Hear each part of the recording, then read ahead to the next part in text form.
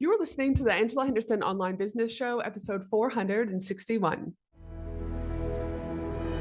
Hey there, you amazing human, and welcome to the Angela Henderson Online Business Show, the podcast that is designed for female entrepreneurs who want to make more money in a way that is in alignment for them. If you're looking for practical advice, proven strategies, and expert insights to help you navigate the challenges of growing your business, then you've come to the right place. Welcome, my friend. I am your host, Angela Henderson, a proud Canadian living in beautiful Australia, and I'm a business coach, consultant, and strategist who has helped thousands of women around the world build successful businesses. Through solo episodes and interviews with successful business owners, industry experts, and thought leaders, you'll get insider insights into what it takes to succeed in today's digital age. Whether you're struggling to scale your business, looking for ways to boost your productivity, or seeking ways to overcome the challenges of being an entrepreneur, this show has everything you need to succeed and more. So subscribe, pop your headphones on, and get ready to creating the business and life you deserve today by allowing the Angela Henderson Online Business Show help you create a winning strategy, develop the right mindset, and build lasting wealth.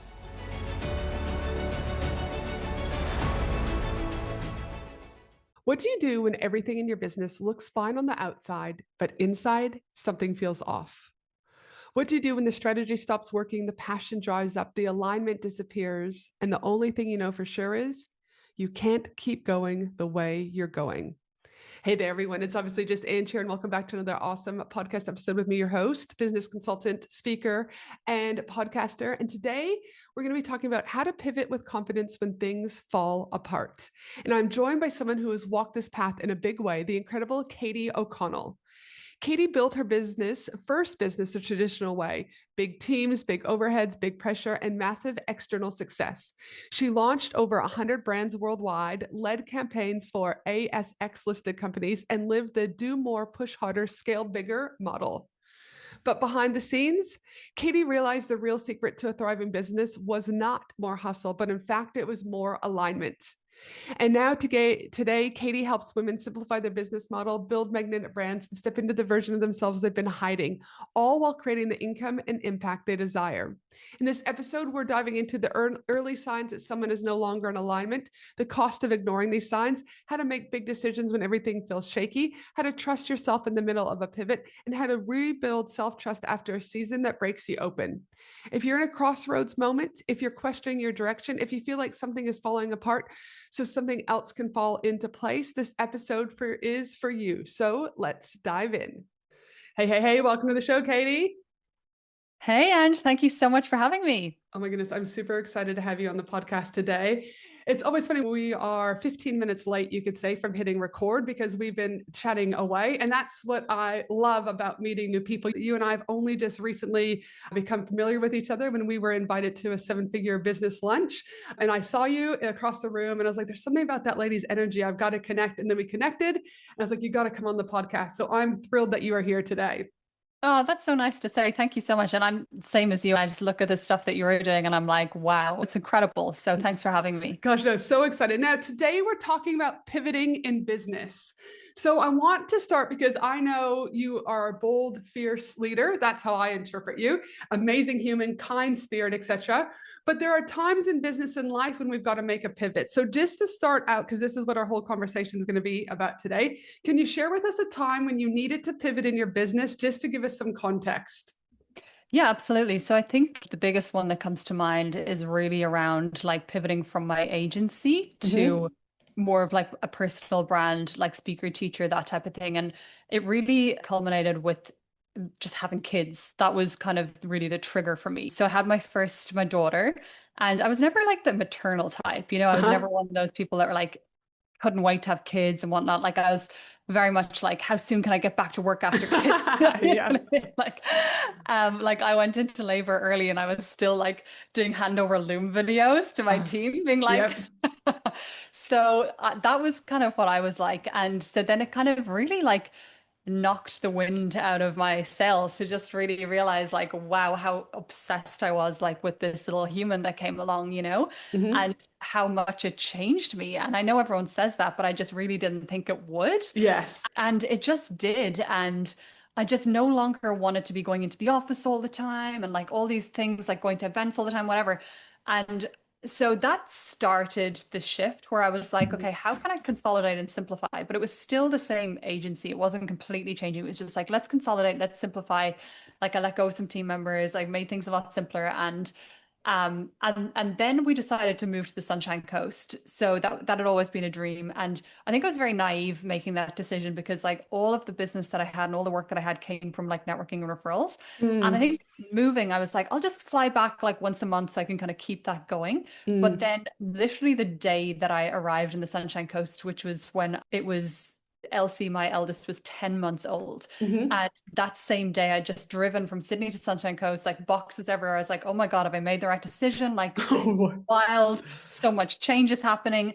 And I was feeling a bit funny. And then unpacking my box, I found a pregnancy test, did it. And I was like, I was pregnant. dun, dun, dun. Yeah, and I was just like, holy shit, what are we going to do? Because like my husband had just said it, he had just given up his career like 3 months after Elsie was born, and he started a completely new career and was working for himself. And we were Yes. in this new place and just like all this stuff happening. And I was like, oh fuck, like what am I going to do? Mm-hmm. And I just realized like, so that was fine, but like I'm working through all this stuff still. So I'm like still pivoting, I would say. And I think that's good to talk about in a way because I think a lot of people, including myself in the past, wait until like we're on top of the mountain again to then Mm. share that we were struggling or that we aren't sure of our direction, that we're going through a process.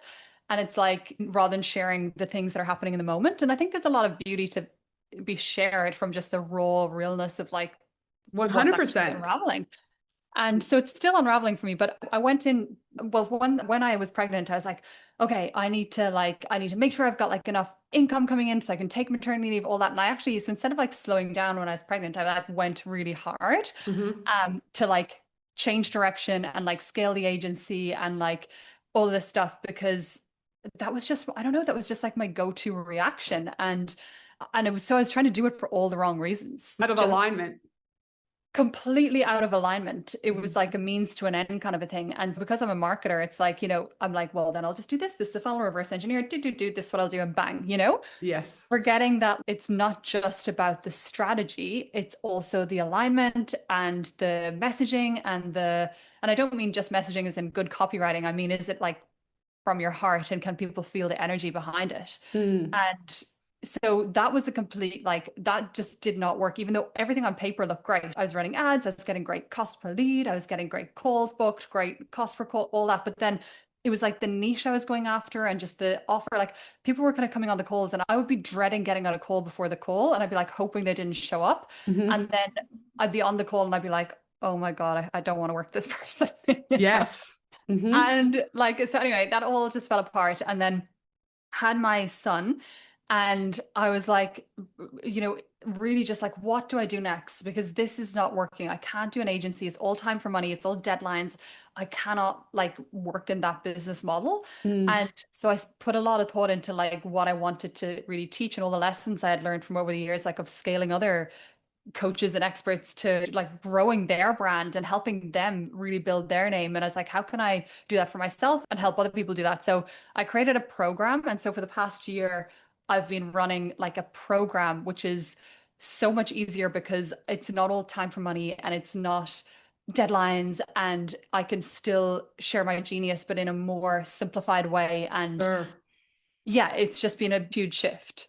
Dude. So again, but you've, like you said, there's a few things that I want to unpack a little bit. Is one, as you said, it's still unraveling, right? Mhm. And I think that is really important for us to consider because so often we think that once you pivot once or you start a pivot, that's the end.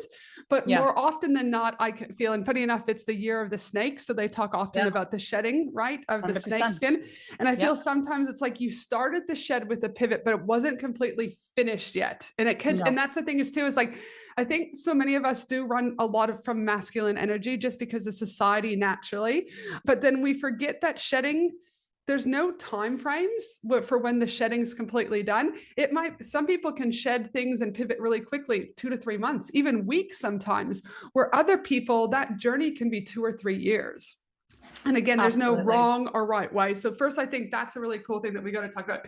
The second thing that I want to talk about is you did mention a couple little things, like you said, in relation to specifically like the earliest signs that you're like, something's not right no longer in alignment. You said, like, for example, you're like, great, I've got the discovery calls, but you're like, fuck me, dreading getting on the call, almost even dreading making money, you could say, because you're just like, this is not fun anymore. This is heavy. You Yeah. talked about less networking. So you even were like doing less, getting out there and putting yourself out there. Did you, like, on hindsight now, do you think, like, by maybe ignoring some of those symptoms or signs at the beginning, did that cost you anything? Like, did it cost you emotionally, financially, or energetically by ignoring those, like, early warning signs? Look, I really believe like everything happens for a reason, and I had Mm-hmm. to almost make life harder for myself this year Yes. to actually to Mm-hmm. get the lesson. So in that regard, no, but Mm-hmm. in the just if you were just but like yes at the same time, but I Mm-hmm. needed that, you know? Mm-hmm. And I think that's the big thing about pivoting too, is that like even if things do go wrong or something happens or whatever, it's like each part is a learning. It's not just the initial pivot that's the learning. It's like the unraveling afterwards. It's like really looking at like, okay, there's more that I need to understand here, you know, Mm-hmm. and not judging yourself for not getting the lesson just in one go. Mm-hmm. And yeah, so but it definitely did. I mean, like, you know, looking back now, I'm like, you know, that was such a fear response and such a masculine, fear-based, control-based, responsibility-based response, which is all stems back to my childhood. And I've done a lot of work on that. And I really see that pattern very clearly now because I had to take a lot of responsibility growing up for things that were completely not my responsibility. And I, yeah, so I do look back and I'm like, God, I didn't even consider just even like sitting down with my husband at the time, being like, what are our options? Mm-hmm. You Yeah. know, like Mm-hmm. I went into like, right, there's a baby coming. My husband's in a new career. I need to fix this. I need to make Yes. more money. I need to fix this. I need to control everything. I need to be the one that saves the day. Do you know what I Mm-hmm. mean? Yes, absolutely. Without even questioning that. So I do look back and think like, why did I do that? But I'm saying that like if I had that conversation, we're like, oh, you know what? Maybe it's not the best time for you to be starting your business now. And if he hadn't done that, then like also like I'm like, you know, like yes, it's been tough, but he's in a career he loves and it's like really thriving now and stuff. You know what I mean? It's like I don't like regret, but Yes. I do definitely look at the lessons and how I can like maybe not have a fear response in the future and how I can really shift those like limiting beliefs of like responsibility and like that I have to always be the one to carry the load. Mhm. Which leads me to my next question. Like, if you, let's just say you have, because I think also too, intuition is a big part of our Yeah. world. And I think we're almost taught not to lean into our intuition. And I think it's a skill that we actually, as women collectively, business owner or not, we really have to almost relearn. I feel like we have it when we're little. And then it goes away because we don't strengthen it. And then we've got to pull it back. I like to pull it back, that intuition. But let's just say in 6 months from now, you're like, you get this intuition, you get this hit, and you're like, ooh, I've had, my body remembers this. There's something that's come. What questions would you ask yourself now to start unpacking whether or not you're in alignment or not? Yeah, so for me, I've started really leaning into like my human design, and Mm-hmm. I'm a manifesting generator. So I'm the type of person that I should pause a little bit and then go with my gut. And also, I like to do things that energize me and in bursts. Mm-hmm. And also, I'm the type of human design where things should be presented to me, you know? Mm-hmm. And I feel like that's been so true with anything that's gone well in my life. It's been something that has just fallen on my lap almost. And it's anything that I've tried to force in my life or tried to push for that has given me the most pain. Mm-hmm. And so now it's the lens of like, have I gotten multiple signs about this? Have I gotten like, you know, so I'll give you an example. Like this year, myself and my husband, because we also invest in property, Uh-huh. and we were thinking we wanted to invest in like a commercial space. Uh-huh. And so I was like, yeah, like I'd love to have a commercial space, like a studio. I'd love to do photo shoots and events there and everything like that. And I was like, yeah, let's do that. So then we were like looking at commercial spaces to do that. And then I went and actually rented a similar kind of space for the day. And I did Uh-huh. that for a few weeks just to go in and get the vibe and be like, if I own this, like, would I love it? And I actually realized after a few times, like, no, like it's fun and it's cool, but I wouldn't want to be stuck in here like 7 days a week. And if I had bought somewhere like that for myself, I'd feel like I have to be there to make it worth Mm-hmm. it. Yes. Whereas like I want to be with my kids, you know? So that was really interesting. So we kind of forgot about that idea. Then we came across this beautiful property on acreage that like we were thinking maybe we'll buy this as a home. And it was big enough that I could maybe build like a content and event space studio at the back type of a thing. Mm-hmm. And we were actually going to go for that, but we lost out an auction. And then so I completely just let go of the whole everything. I was like, look, it's obviously not meant to be. Like, just let's just park the whole thing. Sure. And then, so I also think that's important, that surrender, that it's like, you're not like, it's like, yeah, this seems right. And then you go for it. But it's like, there's not that attachment to be like, like we lost out at an auction. It's like, okay, I just let it go. I wasn't like trying to, I don't know, maybe old me would have been like calling the person that got it, being like trying to negotiate more. Like, I don't know. But like, you know what I mean? Really trying to like make shit happen. But it's Yes. like, okay, that wasn't like meant to be. And then a couple of weeks later, just my husband just forwarded me an email from an agent that they just put this property, he just found this other property, commercial space. It was like perfect for kind of what we wanted to do, but it was even nicer. It was like 10 minutes from us. Uh-huh. And the number of the building was 1111. Oh, perfect. And I was just like, if this isn't like a sign, I don't know what is.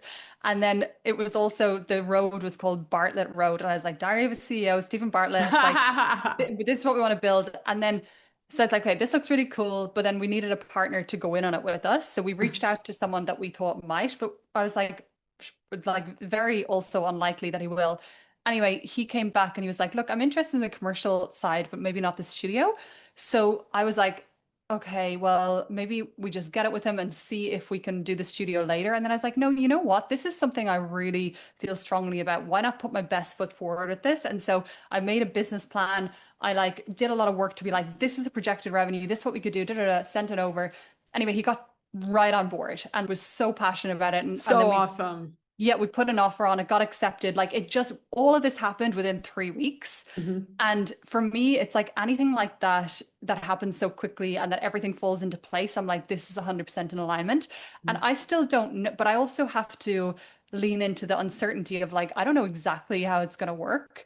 I don't know exactly what we're going to offer from there. And even next year, like I'm going to be pivoting my brand to incorporate more in person, but I don't exactly know what my offers are going to be or what I'm going to do yet or anything. There's a lot of stuff that's still unknown, and I have to just trust that like it'll all be revealed and it'll all come to life. But the point I want to make on that, I guess, is that like you do still need an element of like putting intention into it, like the way that I did that business plan. So Mhm. it's like there is intention. It's not like, fuck it, let's see what happens. Like there is intention, but there's just not that like strangled attachment. 100%.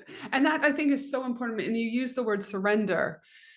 It's something that's, again, we're not taught to surrender. We are taught to, stand our ground, hold it, we're right, you're wrong, whatever. But when you can surrender and have ease and flow, you sleep better. You have better Yeah. connections with people. Your business is better. I'd even argue your health and your nervous system is better, right? Yeah. So being able to surrender. And I also think the other thing there that you said is sometimes we don't have everything figured out, Hmm. but you have enough figured out and enough trust that you know that it's not going to go bad. Does that make sense? I don't know if that makes sense. We're just like, It makes complete sense. it's Yeah. like you just know, like it, I guess for me as I go, it's for example, with the Healing Center of Australia that we have, we're in kind of phase one. We've launched it. We haven't got into the corporates as quickly as we would like because obviously I had custody of my kids full time this year and a few other things. But I know failure is not an option. It will work out. It's not if, it will work out. I don't know when, but it will. And Hmm. there's just this like innate belief in me and a full physical response that I'm like, this, it will be fine. And there's a Yeah. comfort there that you genuinely know versus like you said, you're at a bar drinking, fuck it. Do you know what I mean? Throw $10,000 on red. There's not a lot of thinking behind that. You just kind of do it. But with you, it's like you said, there was the intention behind it. There were signs also for you, for what you Hmm. believe in that were also coming along the way. But I also believe in divine timing, that everything is happening for us at exactly the right time. And Exactly. Exactly. and not manipulating and going into that masculine and like you said running after the person to try to see if you could find who the buyer was, right? Just going like it's happening for us. But and I also think that when you're able to reflect that it's happening for us, not happening to you type scenario, is that like you just like again there's just this peace with it versus like this anger or resentment or whatever. What are your thoughts? Yeah, I mean, because it's like just it's all about the lens you look at it with, right? Because it's like, I mean, you can't fail if you don't quit. So if you have Mm-hmm. that mindset that it's not a black and white, did it work or not, and it's more of a redirection, Mm-hmm. and you trust that, even if everything with the studio goes tits up next year, maybe okay, there's something greater that we should do in that space. Totally. Maybe I mean, look, I'm sure I'd have a bit of a meltdown, but I then like, you know, would like, it's not like I'm like, oh, whatever. Like, I'm sure, of course, like things bother me, you know, if it doesn't go my way and whatnot. But like, then I'll be like, okay, why is this happening? What's this teaching me? Mhm, And but I've had to do like a lot of work this year in particular around safety and mhm, just like feeling safe and feeling trust. And mhm, that's been like massive for me because that's not my natural state. mhm. And what type of work did you do in order to be able to help rebuild that trust and that safety? Oh, so much stuff this year. Like I've done two really powerful plant medicine ceremonies. I've done hypnotherapy for like majority of the year. Mhm, Talking with my coach, like, and work on my relationship because actually, like I actually needed to do a lot of work on my relationship to feel safe within that relationship to then be able to feel safe within the other areas of my life as well. And mhm, I know that like that could sound funny, like feel safe within your relationship. It's not like, there's any aggression there or anything like that. But it's not about that. It's more, it's like really mhm, subtle things that are happening. Like things like, not being able to rely, like, say if you're a partner or whatever, like my partner is like not the best with timekeeping, is always late and things like that. But like deep down, I was kind of like making that mean like he doesn't like care um or like I can't fully rely on him, which is so silly. It's just being late. It's not a big deal. But there was just a part of me that was like, that was actually affecting my safety, which, mhm. yeah, sounds funny, but it's like that was just something that I had to kind of work through. And so there's like small little things, and a lot of it is related to like your experience as a child that like $100. if you had an unreliable parent or something like that, it can be triggered then by, people with small little acts, but they just, yeah, so that actually was a pivotal part for me. And even just like I remember talking to my coach about things, and like, she'd be like, what's the worst that could happen? What's the worst that could happen? I'm like, what do you mean what's the worst could happen? Like I could lose all of our money, like we could all of our properties could be taken off us, like, like this could happen, that could happen, like all the worst case scenarios of if everything was to like burn to the ground. And she's like, and what then? And what then? You know what I mean? I'm Uh-huh. like, well, then, like, like another COVID could come, or like, the world just like goes, like, some sort of like crazy like recession comes, and then this comes, that. And she's like, and what then? Like, then everyone's fucked, right? And Uh-huh. I'm like, yeah, I guess actually, then everyone's fucked. So, do you know what I mean? Like, so, Mhm. and so I really had to just be like, do you know what? Like, we're all just living on this like floating planet that like we could all drop dead at any time during the day. Like, there is no safety. No. Like, if you think about it like that, but also there's safety in knowing that you kind of don't have control over that, and just that like there's nothing you can do to, even if you have all the money and all everything, that's not what makes you safe. 100%. Absolutely. But I get the safety thing because I too have done an enormous amount of hypnotherapy, working with other different spiritual healers, etc. And, I too have things again, and it does normally come from either, they call it big trauma, little trauma, T1, T2 type trauma that Hmm. comes into place. And we all have some level of it, especially with 97% of the decisions that we make come from, do I feel safe? Do I belong? And am I enough? And Hmm. it's not necessarily, again, our logical brain isn't saying, I feel safe today or I feel unsafe today. But our body, there's a really great book called Your Body Keeps Score. Your Mm. body doesn't ever not remember what happened as a kid or an adolescent or a young woman or a young man. Do you mean? And so it is so important to be able to go back and look at those things, because if you don't take time to go on a healing journey, it will impact your business, it will impact your relationships, and it will impact your whole world, both in business and life. So good on you, Yeah. because not a lot of people will do that journey. They will put it to the side or on the to-do list. Whereas to me, it's so important. Now, I do think, though, like I always say, there's a caveat. I think I've seen people go down the healing journey to the point of almost toxic spirituality, Hmm. where they think that they're like never going to be fully healed. So they're always doing something. And I don't necessarily think that's healthy either, because we're never going to be completely healed. But when you have the time to reflect and have insight to make some changes, so much goodness comes. So good on you, Damien, for going down that journey. Yeah, yeah. I mean, thank you. I mean, that's what I like, a lot of it was done by choice, but some of it was also not by choice. Mm-hmm. It's just from like things going so wrong that I'm like, fuck, I need to fix it. I need to like Mm-hmm. try another way, you know? Yeah, 100%. And Yeah. sometimes the traditional quote unquote societal way is not the way, right? And Yeah. that's like why I think it's so important that there's always another avenue for people, you don't have to do it the one way, whether or not that's business strategy, whether or not that's healing, whether or not that's dieting, whether or not that's health, right? Like there's always other ways that you can find for you. Now, I do have a question though, as we talk about the societal pressure and things like that, there's a lot of external noise at times from our industry, the pressure that we have from our industry, people comparing, people pleasing, right? So in your moments of when you were pivoting, how did you tune out some of this external noise? Um, I mean, there's always going to be that noise to an extent, and and looking at kind of what else is going on around you. And I guess it's from actually just falling into the trap of anytime I do that, that it's kind of bitten me in the bum, So Mm-hmm. it's probably like a combination of learning the hard way, as well as just feeling like an innate need to have space, like Mm-hmm. whether that's going to a sauna for an hour or going for a walk by myself on the beach, or like I'm one of those psychopaths that drives with no music and nothing on in the car. Mm-hmm. Like I like to just have blank space to think, even like a yin yoga class. And I find that's just when things come through for me and I kind of get the downloads.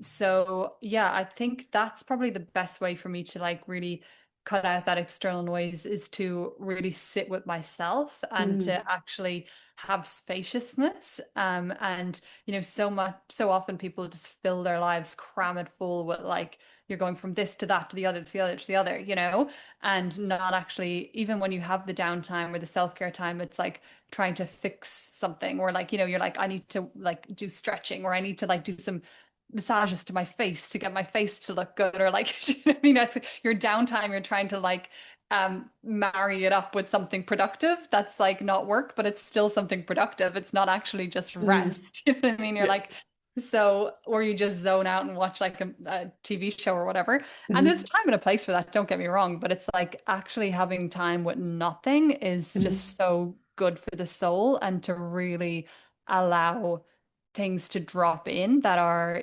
really just coming to you from that expansive place, and not just from your surroundings and what's happening around you. I love that you brought that up because we run silent retreats every year through the Healing Center of Australia, and I can tell you, and we go to our own also for our own healing. When you give yourself the ability to disconnect and allow your brain, in my opinion, the space and the reset, and I know that's a big word at the moment, reset and recharge, but genuinely allow your brain your opportunity to just stop having to be firing all the freaking time. There is beyond clarity that comes from that. You change as a human at, I believe, a cellular level, literally, because you cut everything out, and everything. Like, I think we have 70,000 plus thoughts every day that run through our brain. That's so many. And I would suspect for women in business and women in business with children, that would even be magnified 100%, because the decision fatigue is real. So I love that you've brought up the importance of silence. But yet, society, a lot of people will not feel safe in silence. If you look at kids who have potentially been abused, domestic violence situations, things like that, where they're built on chaos, for example, that when you sit in silence and you know something is coming, that uneasy feeling, it doesn't cope with a lot of people's nervous systems. So again, sitting in silence, it's something that, again, I think we've got to strengthen in ourselves as a society. So yeah, thanks for bringing that up. That's good. Yeah, definitely. And I think, for anyone listening that is like that, it can't just know it can be done. Because I was the exact same. Like I used to like get up and leave yoga before Shavasana started, because I was like, I can't just sit there for 5 minutes. Yeah. Yeah.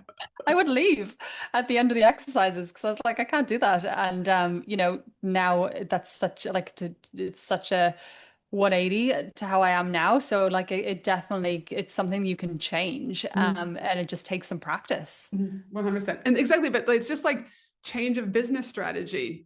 You can always do it if you choose to do it. And this is what I say is so many people will choose to ignore it. They'll just go next, next, and then these problems fester, etc. So no, change. And I always say, whatever you're not changing, you are choosing. So choose Mm, wisely. So yeah. now, if you think about the pivots that you've done in your life, for example, and with every pivot, like you said, there's lessons, there's hindsight, there's all of that. But then sometimes there's trust, and sometimes we've got to rebuild that self-trust. So I'm curious to know if you've ever had to rebuild your self-trust after a season where everything felt like it was falling apart. How did you do that? Yeah, it's a really good question. It's hard to even think exactly what it was because I think it's like it's a series of things that you do, but I think it's also just like uncoupling, you know, trusting yourself with just say one area of your life, such as business. Hmm. Sometimes we can just equate like a business failure or something that we're struggling with financially or something like that, and then take that to be like the whole person. Hmm. Yes. Um, so I think it's also trying to just really is have some like self-compassion and self-forgiveness and realize that you are a whole person and it's not any one area of your life is you Mm-hmm. and just looking at like trying to even look at the positives and like where are things going right, where are things going right for you, and like even if something fell apart over here, did that open a door for you in another part of your life, and how can you have gratitude for the things that have actually gone wrong as well, and not look at them as mistakes but look at them as like redirection. And like I've been really loving some of David Guillaume's work. I'm not sure if you're familiar with him. So he's a Kabbalah teacher, but he talks about like in any moment where things aren't going right, or things like that, or you're triggered. He says pause, what a gift. And it's Mm-hmm. like just taking a pause and then just saying, what a gift. What a gift someone just cut me out and cut me off in traffic, because it's allowed me to actually get conscious again, take a deep breath and just refocus where I am. Like just Mm-hmm. everything. It's just like, or it's given me the opportunity to not get angry. Mm-hmm. I just didn't get angry there. I'm Oh, proud I of love myself. that. So it's like choosing to have that lens. I think the lens of as to how you look at yourself is a really big factor, because you could take someone having the same situation and depending on how you look at it, you'll have totally different outcomes, and people like you, it's like how you see kids that have gone through the same, trauma and shit in their life, in their childhood, but they've dealt with it differently. Like one is a drug addict and one is, thriving in whatever they're doing. Do you know what I mean? It's like, Mm-hmm. and obviously it's not as that's very simplified. There's more to it, but it's like it's more about the response that you have Mm-hmm. than the stimulus sometimes. Yep. No, so good. And I love, what was the name of that gentleman again? David Guillaume. All right, good. No, I like that. I like the pause. What a Mm. gift. Because even just saying it, there's a calming sensation versus like, you know, I don't know, gonna go punch someone, right? There's calmness in that statement. So that's a cool way of looking at things. Yeah, yeah. Now, for those listeners that are like, this has been good, they know a little bit about you. What is happening in your world for 2026? How can listeners who are wanting to connect with you? Where can they find you? And what are you getting up to this year? Yeah, sure. So the best place to connect with me is on Instagram under Kady O, so KADY_OH. Mm-hmm. And yeah, it's funny because like I'm not actually selling anything right now. Like I have nothing to offer you Mm-hmm. except advice and tips and content. I've got a podcast called Scene, Mm-hmm. and I will be relaunching my program next year under the brand Scene. Mm-hmm. And I'll Fantastic. also I'll be opening 1111 studios later in the year. We'll be doing scene experiences, so bringing women together to like actually get like build their brand in person, like everything from styling their wardrobe to knowing how to pose, getting content right through to the inner work and confidence that allows them to actually build their brand. Because basically, like the past year, I've been really working with people, like helping them to get clients, like helping with their strategy, all of those things. And that's been amazing. And I've had great clients and great success stories. But what I've realized doing that work is that the thing that holds most people back isn't just the tactics. It's like the confidence to actually put themselves out there. They don't feel a Mm-hmm. self-worth to be seen. They don't have the relationship with their partner to like, express themselves. And so if they can't even express themselves in their own home, how can they express themselves online to strangers? Like it's all these undercurrents of things. Even people like, oh, I'd love to do a reel, but what do I wear? Like, how do I stand? And even though it sounds like, oh, is that just a frivolous thing? Like, how do you style your hair? But like, if that's going to help you actually get out there. So it's like next year, I'm wanting to just marry the two. It's like, yes, I'll still do the strategy and help you get clients, help you build your brand, but I also want to look at the whole person and really look at those things that allow you to connect to your purpose and make sure that you're not just creating a strategy that like you're going to end up hating that business. It's like, is that your soul aligned purpose, and really infusing those things together? So It's interesting. This is like the first time in my life where I'm just giving myself permission to marinate for a month or two. Like I'm pretty clear what my next direction is, and my go-to usually would be like, okay, great. Like I've got it all done in a week and I've planned the whole relaunch. But I'm like, no, let's just take some space and see what drops in to make it like even juicier, because I'm Mm, like, I know it's all there. I know it's all coming. There's no rush. Let's take a mm. break. Let's enjoy the holidays with my kids and let's just really create from a place of like just like dripping with inspiration. Do you know what I mean? Like, So and good. yeah, so that's kind of my plan, but it'll be the scene experiences, but coming soon how that's all going to come to life. Oh, fantastic. But for now, I'd strongly encourage that you follow Kady over on Instagram. And then as she starts to unfold, what do I say? As everything starts to unfold in this very juicy and delicious way, you'll be the first to know about it. So make sure you head over to her Instagram account and follow her there. Now, one final question that I always like to ask my guest is, thinking back on your business journey, what do you know now that you wish you knew when you first started out in business? I think that's literally it's just what we've been talking about. It's that trust and just trusting myself to have the answers versus looking externally for the answers. Because at the end of the day, like there is no perfect strategy or like this works better than that or that works, but like everything works. You do a webinar, it works. You do ads, it works. Like all of these things can work, and you can find people, that have made all these different things work. And people get so caught up on like, should I do a low ticket offer, a mid ticket offer, a high ticket offer? Should it be for this or that or the other? And it's like, who fucking cares? It all works. Just pick something that actually you align with and that you want to do and that you are lit up by, So that's what I wish I had just followed more. I love it. I mean, you're preaching there because my thing is all of those things work contingent you're in alignment with the strategy Yeah. versus doing the strategy because someone on Instagram did it and they said it worked and then that, but even though you dread thinking about even doing step one of the strategy, it's like those should be the signs, right? That you're probably already out of alignment, but then they keep pushing forward. So I love that we've talked about alignment today because the more you're in alignment, the more you trust yourself, the more you'll be able to just live this juicier, healthier life in both business and just, I mean, in general. So thank you so Yeah. much today for being on the podcast today. It is always a pleasure connecting with other epic women.